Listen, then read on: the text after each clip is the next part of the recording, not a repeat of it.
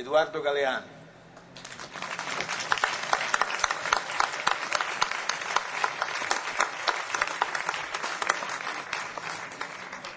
Hola, buenas noches a todos.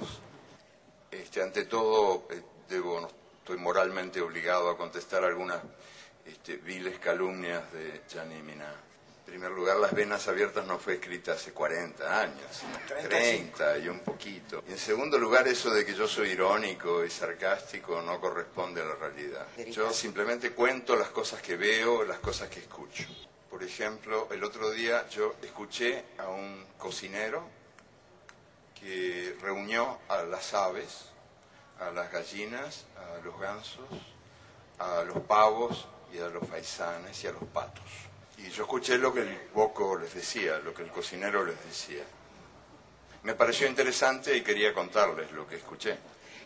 El cocinero les preguntaba con qué salsa querían ser comidas. Una de las aves, creo que era una humilde gallina, dijo: nosotras no queremos ser comidas de ninguna manera. Y el cocinero aclaró: eso está fuera de la cuestión. Me pareció interesante esa reunión porque es una metáfora del mundo. El mundo está organizado de tal manera que tenemos el derecho de elegir la salsa con la que seremos comidos. Dicen que es un mundo democrático, pero yo me pregunto hasta qué punto es democrático un mundo donde la soberanía se ha convertido, la soberanía de los países se ha convertido en un objeto de museo. Por ejemplo, por citar ejemplos concretos que me parece útil aportar, el organismo que gobierna a los gobiernos en el mundo de hoy, el Fondo Monetario Internacional, está dirigido por 5 países y da las órdenes a casi todos los países del mundo, salvo los países que dan las órdenes. Claro, que pueden ser sádicos pero no masoquistas. Possono essere sì sadici, ma certamente non masochisti. El Banco Mundial es más democrático y hay que reconocerlo y dejar constancia aquí de esa gran diferencia. El Fondo Monetario está dirigido por 5 países y el Banco Mundial por 8. Después tenemos la Organización Mundial de Comercio, en cuyos estatutos se establece que las decisiones se tomarán por voto democrático. Nunca se votó en la Organización Mundial de Comercio. Nell'Organizzazione Mondiale del Commercio Nunca. non si è mai votato. Ni una sola vez. Se utiliza el principio stalinista de la aclamación. Las resoluciones se toman por aclamación. Votó el organismo anterior, que se llamaba GATT, votó una vez. No fue una buena experiencia, no se repitió. Nunca se repitió. Entonces, ¿podemos hablar de un mundo democráticamente organizado cuando el mundo depende de 3 organismos no democráticos que toman las decisiones en lugar de la humanidad? Podríamos también, si el tiempo diera, yo quiero ser breve, hablar del Consejo de Seguridad de las Naciones Unidas, que hoy por hoy parece que las guerras están bien cuando las Naciones Unidas las aprueban y están mal cuando no las aprueban. Pero ¿quién imparte questa benedizione? ¿Quién imparte questa benedizione? Las Naciones Unidas están formadas por una Asamblea General. Ahí estamos todos los países, todas las voces, incluso la de este señor que también quiere participar. Tutte le voci, ma è simbólica. La Asamblea General es simbólica. Formula recomendaciones. No toma decisiones. Las decisiones las toma el Consejo de Seguridad. Y el Consejo de Seguridad está donde mandan los 5 países que tienen derecho de veto. El derecho de veto es el que de veras decide.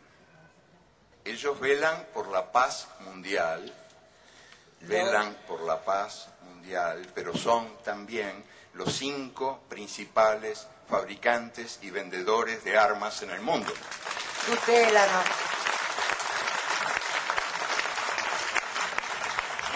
Claro, Estados Unidos, Inglaterra, Francia, Rusia y China. Los 5 principales fabricantes de armas en el mundo son los que tienen a su cargo nuestra paz. Así nos va. Claro, o sea, hacen el negocio de la guerra, pero venden la paz también. ¿Dónde? ¿Cómo? A través, soprattutto, sobre todo, de los grandes medios de comunicación, que reproduce el sistema de poder en el mundo y que toman examen de democracia a cada país. Son grandes medios de comunicación que confunden la libertad de expresión con la libertad de presión y que han sido definidos con mano maestra por algún anónimo que en un muro escribió: nos mean y los diarios dicen llueve. El caso más claro, más escandaloso de manipulación de la opinión pública mundial es hoy por hoy el caso de Venezuela. En el teatro, en el gran teatro del bien y del mal, hay una distribución de funciones entre los ángeles y los demonios. Y Hugo Chávez es uno de los principales demonios. Es un dictador desde el punto de vista de las fábricas de la opinión pública mundial. Hugo Chávez es un dictador, es un extraño dictador, sin embargo. Ganó 8 elecciones en 5 años y ahora, recientemente, en el referéndum, fue el primer presidente en la historia de la humanidad que puso su cargo a disposición de la gente. Y ganó 6-4, 60% contra 40%, en unas elecciones a las que yo asistí como observador. Sí, puedo dar testimonio de que fueron elecciones transparentes, donde por primera vez se logró evitar que votaran los muertos, que en Venezuela tenían la mala costumbre de votar, que es una mala habitude, una negativa habitude, ¿no? Y también se logró evitar que cada persona votara varias veces, por el mal de Parkinson, que mucha gente ponía muchas veces votos en las urnas, ¿no? La misma persona. Entonces Venezuela es un país extraño donde ocurre esto y al mismo tiempo uno asiste a las denuncias por la falta de libertad de expresión. Uno enciende la televisión y en la pantalla de la televisión hay un señor que dice: aquí no hay libertad de expresión. Y uno enciende la radio y en la radio hay una voz que clama: aquí no hay libertad de expresión. Y uno abre el diario y hay un título enorme que dice en el diario: aquí no hay libertad de expresión. Hubo un solo medio de comunicación clausurado en Venezuela en los últimos 5 años, el Canal 8 de televisión. El Canale 8 de la televisión. Pero no fue clausurado por Chávez, sino por estos demócratas que tomaron el poder a través de un golpe de Estado durante 48 horas. Y en esas 48 horas cerraron todo. Cerraron le 48 horas hanno chiuso tutto. Cerraron la Asamblea General, anularon la Constitución. O sea, extraña dictadura y extraños demócratas, ¿no?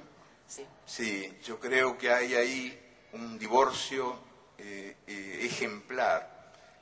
El divorcio entre la realidad real y la realidad virtual que los medios muestran como única realidad posible. ¿Y cuál es la explicación de eso? Muy sencillamente, les cuento que en Venezuela había 5 millones de personas sin derechos cívicos, porque no tenían documentos, y los hijos no podían ir a las escuelas porque no tenían partida de nacimiento. Eso es lo que Chávez está cambiando, porque en pleno paraíso petrolero, en lo que se llama la Venezuela saudí, había 1,5 millones de analfabetos, que ahora se están alfabetizando. Y esto explica la furia de los grandes medios llamados de comunicación que incomunican a la gente. Sí, de comunicación incomunicante. Y también explica el resultado de esta elección y de las elecciones anteriores, porque hay un pueblo que resume su actitud de perfecta manera a través de la frase que dijo un venezolano pobre que fue encuestado recientemente. Sí, que es más expresiva que cualquier discurso. Dijo, yo no quiero que Chávez se vaya porque no quiero volver a ser invisible.